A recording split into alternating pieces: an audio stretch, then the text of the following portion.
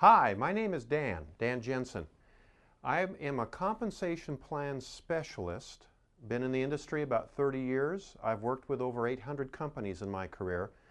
I've been able to see in my career the patterns that develop of companies that succeed and the patterns of companies that don't. I'd like to share with you a couple of insights into compensation plan design. Now clearly, in 3 or 4 minutes, there's no way that I can give you the silver bullet on how to create a compensation plan that will inspire people to work harder and stick with the program and become great successes. But what I can do is give you some insight into how to look at this thing we call compensation.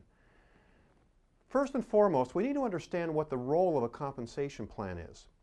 If you were to ask me what a compensation plan is supposed to do, my short answer would be this: do this, get that. 4 little words. Do this, get that. Do this implies that you know what the this is. What is it that we need them to do?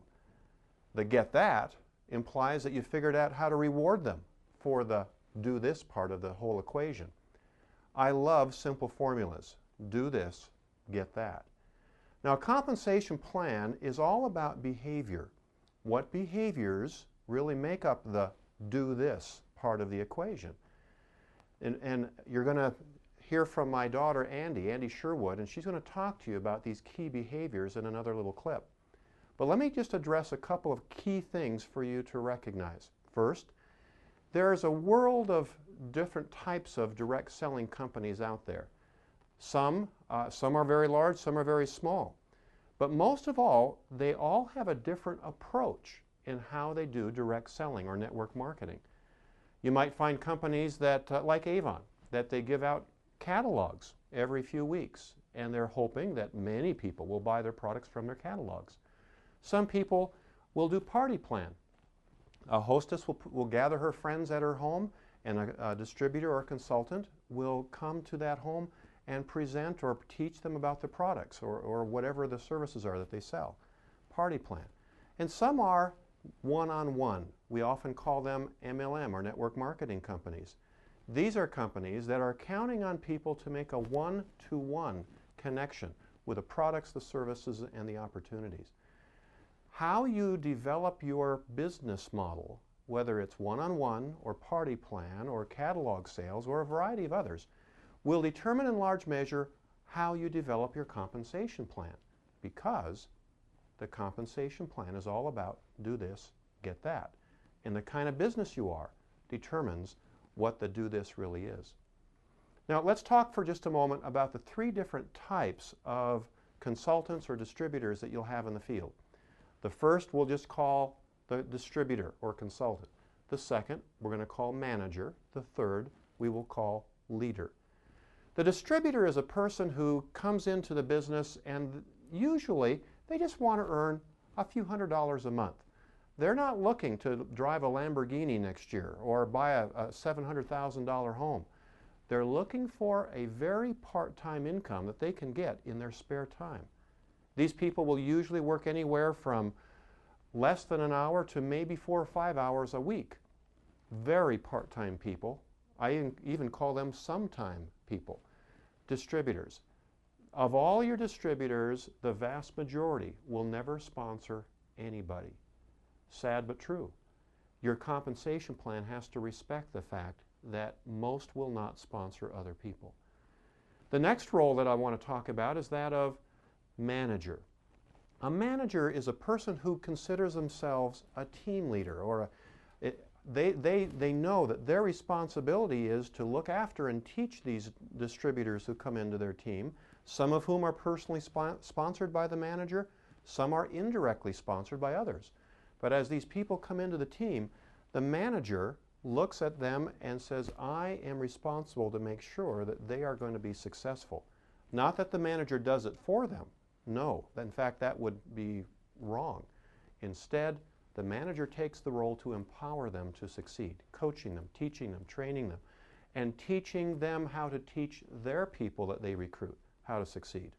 The manager works maybe 10 to 15 hours a week, 12 hours-ish or so, 50 hours a month. and their pay has to reflect that kind of a time commitment. If they're not paid well enough, nobody will want to be a manager, and then everything breaks down and you're just not going to succeed. The third role is that of leader. Leader is a very special role. The leader in the field doesn't drive it, they lead, they pull the success, they build momentum. The leader succeeds by leveraging their time with their rising stars. It's all about finding the people that they can work with closely, the superstars that they can find, and helping them to succeed. If your compensation plan can sufficiently reward leaders for finding and working with their rising stars, there's a good chance that your plan will succeed. Now remember though, that the rising stars that a leader is going to find are the rare people. They're not going to be an abundant number of these rising stars. For every 100 people recruited, there may be only 1 or 2 who we would consider a rising star. And so a leader who is rewarded only from the people that they personally recruit is a leader who will never find it worth their time to find their rising stars. How many people do you know that have sponsored 100 or 200 or 500 people? I could count the number that I've met in my career on maybe both hands that have sponsored over 100 people into a business. And because of that, when I interview leaders worldwide, I find it when I ask them, tell me the secret of your success. What is it that has brought you the success you're experiencing now?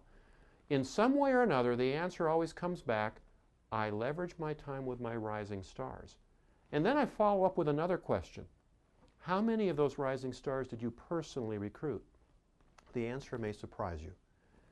Most of the time it's none. And a few times it's 1.